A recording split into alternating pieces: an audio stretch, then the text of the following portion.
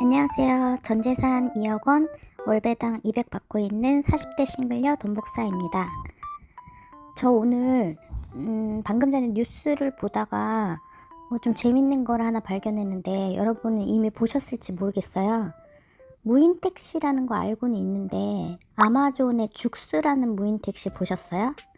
이렇게 비슷하게 생긴 건데 몇 년 전엔가 이렇게 생긴 것들을 뉴스를 통해선가 아니면 유튜브에선가 보기는 봤는데 이름이 죽스라는 건 처음 알았고요. 저도 영상 보고 나서 이게 뭐지 싶어가지고 조금 찾아봤거든요. 그랬더니 되게 오래된 회사더라고요. 10년 전쯤에 2014년에 만들어졌는데 근데 그게 처음에 로봇 택시 하는 회사였는데 아마존이 2020년에 이 회사를 인수했더라고요. 인수 금액도 12억 달러인가? 그렇게 주고 인수했다라고 하고 우리나라 돈으로 하면 1조 원 정도 넘는데요. 죽스가 그 일반 자동차에다가 자율주행 기능을 붙인 게 아니라 아예 처음부터 사람이 운전하지 않는 걸 전체로 자동차를 만들었대요. 모양 보시면은 아예 그냥 박스처럼 생기고 핸들도 없고 페달도 없어요. 약간 차 같지가 않고 무인전철의 미니 버전처럼 생기지 않았어요? 운전석도 없고 승객들이 서로 이렇게 마주보고 앉는 구조인데 조금 마주보고 앉는 게 좀 그렇긴 하지만 아무튼 되게 신기했거든요. 이거 지금 계속 운행하고 돌아다니나 봐요. 이게 지금 약간 이슈가 되는 게 2023년에 무인주행 테스트를 시작해가지고 지금은 실제로 라스베거스에서 8월 10일부터 2026년 8월 10일부터 돈 받고 유료 운행을 시작했대요. 웨이모도 있고 테슬라도 있고 우버도 있고 경쟁이 진짜 엄청 치열한데 앞으로 진짜 저게 어떻게 될지 모르겠는 거죠.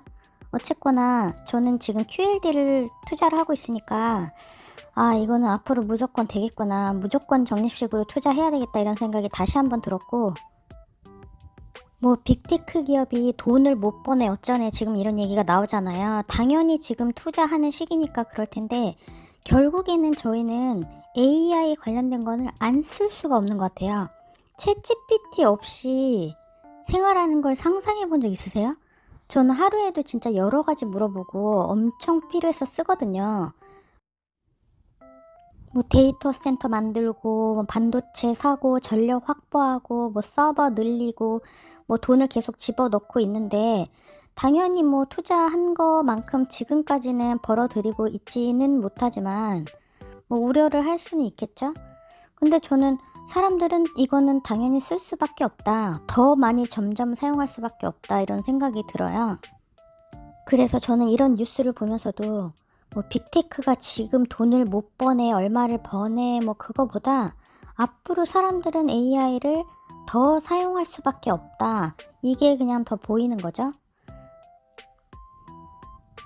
그래서 제가 국내는 코덱스 200 타겟 위클리 커버드 콜을 가지고 있고 미국 주식은 SCHD를 근간으로 하지만 QLD를 중점적으로 모으려고 하는 이유가 미국 그 빅테크 기업들이 앞으로 더 성장할 가능성이 있다라고 생각을 하기 때문이거든요.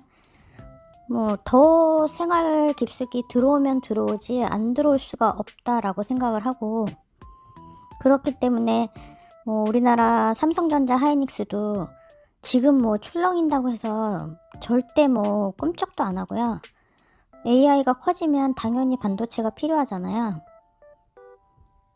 그리고 가끔 저한테 물어보시는 분들이 계시는데 40대 이하는 그리고 40대는 아직까지는 성장주에 투자를 하는 거다 이런 말씀을 하시는데 제 비중에 성장주가 없는 건 아니지만 배당주가 큰 폭을 차지하고 있는 건 맞아요. 거의 한 대부분이라고 해도 될 텐데 근데 저는 SCHD도 마찬가지고 배당주로 훨씬 더 이득을 봤어요. 코이커는 코스피 200에 투자하면서 콜옵션을 매도해가지고 프리미엄을 얻는 구조이기 때문에 코스피 200보다는 상승폭이 제한될 수도 있죠. 근데 그거는 당연히 감안하고서 하는 거고요. 대신 분배금이라는 현금 흐름이 있기 때문에 제 투자 방식에는 오히려 그게 더 맞다라고 생각해서 한 거고, 저점에 들어갔기 때문에 뭐 지금도 흔들리지 않는 거일 수도 있어요. 아무튼 오늘 하고 싶었던 얘기는 그 아마존이 2014년에 만들어진 일반 회사를 6년이 지난 2020년에 12억 달러 넘게 주고 인수를 했단 말이에요. 뭔가 가능성을 봤으니까 인수를 했겠죠? 그리고 시간이 지나서 지금 그 회사가 실제로 사람을 태우고 돈을 받고 있잖아요. 아마존이 봤던 미래가 조금씩 현실로 다가오고 있는 거죠. 물론 죽스도 있고 웨이모도 있고 뭐 테슬라가 치고 나올 수도 있고 뭐 또 다른 기업이 나타날 수도 있고 뭐 경쟁이 치열하겠지만, 뭐 미국 그 로보택시 시장은 본격적인 경쟁 국면으로 들어갔다, 뭐 이런 생각이 드는 거죠. 테슬라는 저도 투자를 해보긴 했지만 개인적으로 굉장히 어려운 주식이라고 생각하고 어렵더라고요. 저랑은 잘 안 맞더라고요. 테슬라의 미래를 뭐 좋게 당연히 보죠. 뭐 나쁘게 볼 사람이 아무도 없지만 주식은 되게 어렵더라고요.